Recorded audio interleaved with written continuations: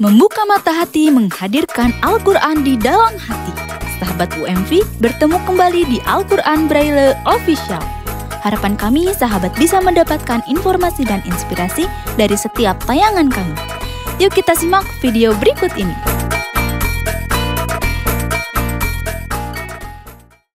Bismillahirrahmanirrahim. Assalamualaikum warahmatullahi wabarakatuh. Waalaikumsalam. Alhamdulillahilladzi arsala rasulahu bil huda wa dinil haqq liyudkhirahu ala dini kullihi wa kafa billahi syahida.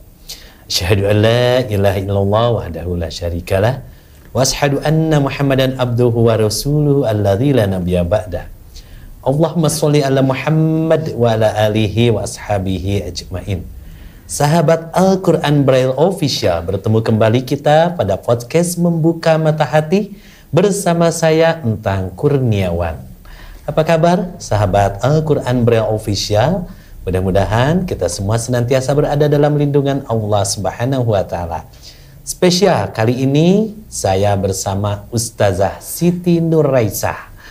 Assalamualaikum Bu Ustazah. Waalaikumsalam warahmatullahi wabarakatuh. Sehat? Alhamdulillah, sehat. Bu Ustazah senang sekali ya, Bu Ustazah bisa membersamai saya dalam podcast Membuka Mata Hati. Masya Allah. Bu Ustazah, kita kali ini akan mengambil tema meraih berkah dengan menikah. Masya Allah, tabarakallah. Karena presenter kita, presenter banyak, kameramen kita dalam penantian. Begitu Bu Ustazah, tapi sebelumnya baiknya kita awali dulu dengan pembacaan ayat suci Al-Quran oleh Ibu Ustazah dan saya menyimak. Bagaimana Bu Ustazah? Baik, mohon izin. Wah, enggak Bu Ustazah. Baik.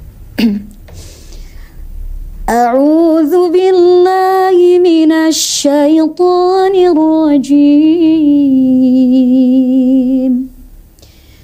Bismillahirrahmanirrahim. Wa min ayatihi an khalaqa lakum min anfusikum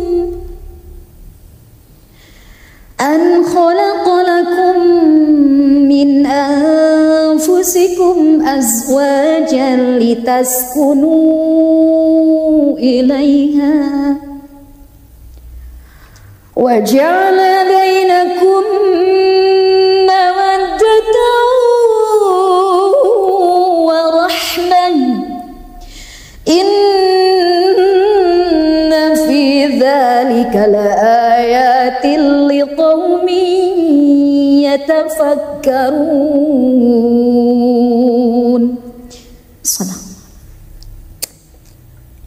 Alhamdulillah Rabbil Alamin. Bu, ya. Luar biasa ya.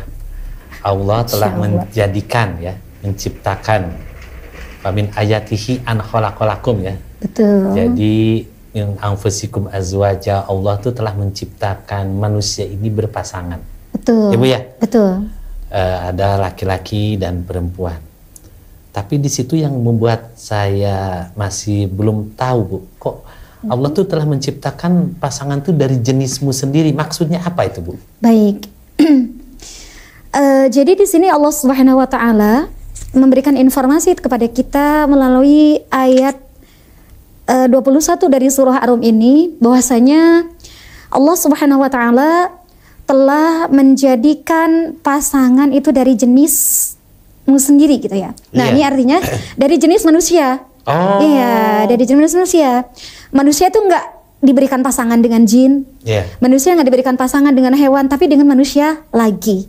Oh, jadi kalau ada yang menikah dengan Nyai menikah dengan itu melanggar fitrah itu.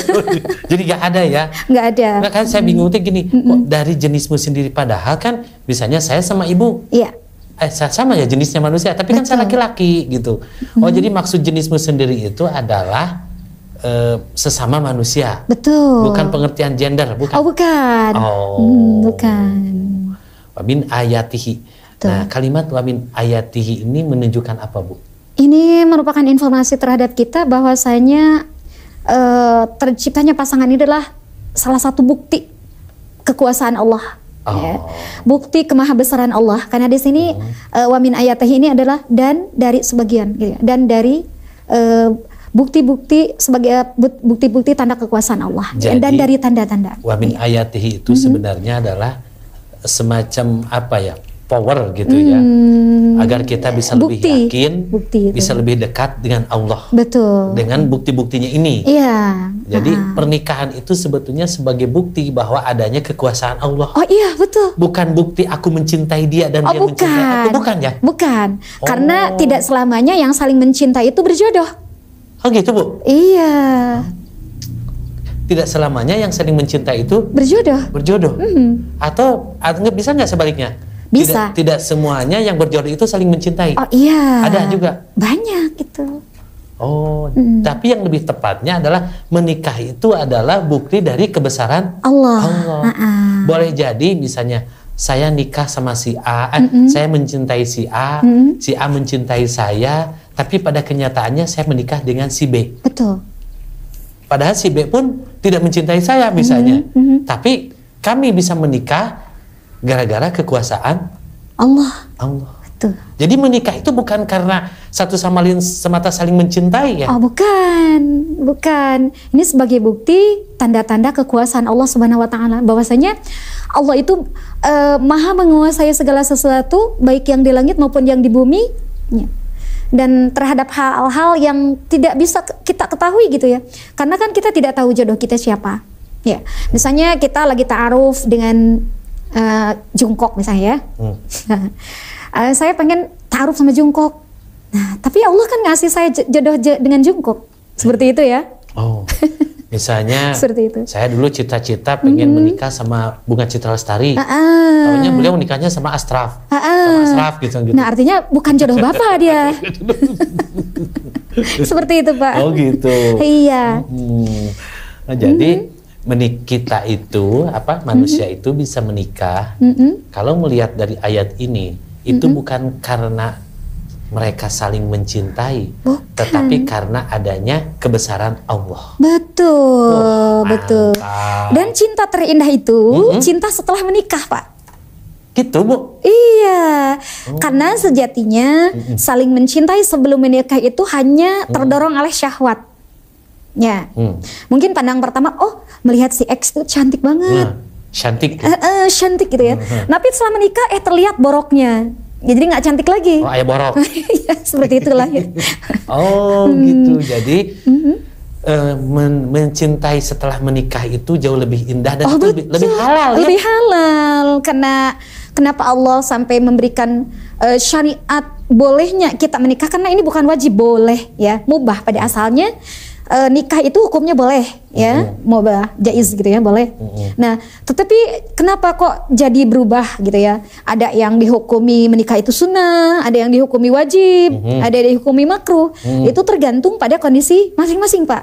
Oh, betul. Jadi tergantung pada kondisi masing-masing. Tapi kalau mengacu kepada hadis Rasulullah SAW, nikah adalah sunnah muakkad ya? Oh betul, itu sunnah. Karena apa? Untuk menyalurkan syahwat, Pak. Itu dan bagi orang-orang yang memang memiliki keleluasaan untuk menikah. Dan itu sunnah itu ketika orang itu mampu untuk menikah, kemudian dia juga bisa jaga syahwat, itu sunnah menikah. Tapi kalau misalnya dia mampu nih, contohnya seperti bapak nih, hartanya banyak, ya, saya nggak mau ngambil contoh orang lain, Pak, takut disangka gibah nanti. Harta saya banyak tuh karena memiliki cinta kepada istri. Masya Allah, tabarakallah, ajib ya. Ajib ya. Jadi, aduh, sampai mana tadi saya sampai lupa. Nah, jadi menikah itu sunnah bagi sunnah, sunnah bagi seseorang yang mempunyai kemampuan dalam segi harta, ya. Kemudian dari segi psikologis. Ya, secara psikologis dia mampu tuh untuk memberikan nafkah batin kepada istri. Tapi dia juga bisa menahan syahwatnya. Ini sunnah, Pak. Tapi kalau untuk orang yang mampu, kemudian secara psikologis juga oke, nah dia nggak bisa nahan syahwat tuh daripada jajan, itu wajib. Menikah jadi wajib. Iya. Daripada jajan nabati ya. Daripada jajan nabati. Seperti itu. Oh, jadi gitu. Iya. Jadi menikah Jadi seperti ini aja mungkin ya. Seperti haji, kan itu bagian dari rukun Islam ya. Betul. Tetapi itu menjadi wajib, menjadi rukun bagi orang yang benar-benar telah Allah mampukan. Oh betul. Betul. Oleh sebab itu menikah sesuatu yang tidak boleh dilalaikan. Betul. Tapi tidak boleh juga terburu-buru. Aku umur udah segini, masa belum menikah? Itu nggak boleh begitu ya? Oh nggak boleh. Itu mengacunya ke umur. Nggak boleh ya? Iya nggak boleh. Kalau menikah itu acuannya umur. Nggak boleh. Nggak boleh. Pokoknya menikah itu adalah ketentuan dan rahasia Allah, tetapi harus senantiasa ada pada hati kita. Bagi yang belum menikah, saya harus menikah, saya ingin menikah. Iya, dan niatkan itu ibadah. Ibadah. Betul. Supaya bisa berkah ya Bu. Jadi kalau ada yang bilang gini, ada yang cerai, kenapa cerai? Saya sudah tidak mencintai, itu salah ya? Salah. Ada yang masih mencintai itu, tapi karena satu dan lain hal mereka harus bercerai. Ada. Ya kan ada sih, aku suka istilah begitu ya. Justru mencintai itu harus ketika orang itu sudah menikah. Betul. Kan dan bilang, saya tidak mencintai, cintailah. Betul. Seperti rumah kotor, sapu bersihkanlah. Gitu. Gak bisa kita pergi dari rumah itu karena kotor. Betul. Sementara rumah itu milik kita. Maka kalau rumah itu kotor, maka bersihkanlah. Betul. Nah sama, seperti dalam cinta mungkin ya Bu ya. Betul. Ketika memang cinta ada saatnya menurun, maka naikkanlah cinta itu. Nah iya, itu kan harus gitu. diusahakan. Ya, karena fitrah manusia kadang-kadang kena keuah gingsir. Nah itu mungkin ketika keimanan kita naik, waduh, walaupun ada banyak orang-orang yang cantik di luar, wah ini istri saya nih yang harus saya muliakan, istri saya yang harus kasihi. Boleh kita punya sifat keuah gingsir, tetapi cinta harus tetap mengalir. Oh iya betul, Masya Allah, ya? Nih puitis banget nih Ustadz kita hari ini, Masya Allah. Kan Abi mah host Bu. Oh iya, Ustadz juga ini merangkap soalnya. Jadi keberkahan itu ternyata diperoleh dalam pernikahan. Iya. Bila memang kita bisa mencintai satu sama lain. Karena mencintai dalam pernikahan itu memang keniscayaan. Karena Allah. Karena Allah tentunya. Karena dalilnya kan Allah. Dan janganlah kalian mencintai apapun melebihi kecintaan kepadaku. Itu kan kata firman Allah. Betul. Nah, jadi dalam pernikahan saya mencintai istri, istri mencintai saya, semata harus karena Allah. Betul. Insya Allah pernikahannya berkah. Oh, insya Allah itu. Insya gitu. Allah. Ini semangat gitu. Besok atau igara ibunya. Gitu. Doakan saja. Amin. Terima kasih sahabat Al-Quran Official. Ujung-ujungnya dari pembahasan kali ini, sok atau ibu Iraha. Kan gitu. Amin. Mudah-mudahan ini ada manfaatnya, terutama bagi para remaja atau bagi siapapun yang ingin menikah tapi mengandalkan ada cinta dulu, ya agak sulit ya. Betul. Ada yang bilang katanya, Kang Tang, saya udah pengen menikah tapi belum ada yang serak. Ya susah. Harusnya menikah dulu, baru kita bisa mencintai. Kamera pun sampai tertegun, itu karena memang beliau sedang mikir-mikir atau menikah dulu atau mencintai dulu. Bagusnya apa dulu Bu?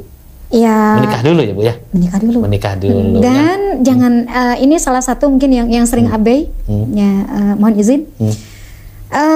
Ketika kita memilih seseorang yang ingin menjadi pasangan kita, kita jangan terletak pada fisik, pada pesak. Ya, kalau perempuan ya, kalau laki-laki sama aja. Tapi terletak pada akidahnya. Iya, betul, pada agama. Memang kan itu kecenderungan ya. Kecenderungan orang pengen menikah itu satu karena rupanya, dua karena hartanya, tiga karena keturunan, empat karena agama. Maka hendaknya yang menjadi kecenderungan buat kita mencintai dia itu adalah karena agama. Nah, Masya Allah. Gitu kan Bu ya? Oh iya. Tidak haram kita menikahi seseorang tuh karena tertarik kecantikannya. Asal soleha. Betul, itu paket komplit, Masya Allah, tabarakallah ya. Abi mah hoyong kanu beunghar tapi soleh. Nah, solehah Pak. Kalau sama yang soleh Bapak jeruk makan jeruk nanti. Abi soalnya lah menjebat gitu, Abi dicarikan Bu. Iya. Ya. Jadi memang tadi saya sudah pamitan perasaan. Iya, benar. Jadi itu ya, utamakan menikah semata karena agama. Insya Allah menikah kita akan menjadi berkah. Amin. Bukan karena untuk nikah mah saha tu anu ngusahakeun gitunya. Saha tu nu marabahan kan gitu cepari bahasana. Nah, kalau nikah karena itu bisa jadi mendekati ke haram.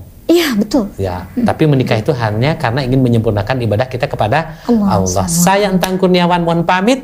Jangan lupa untuk like, share, komen, dan subscribe. Terima kasih. Wassalamualaikum warahmatullahi wabarakatuh. Waalaikumsalam warahmatullahi wabarakatuh.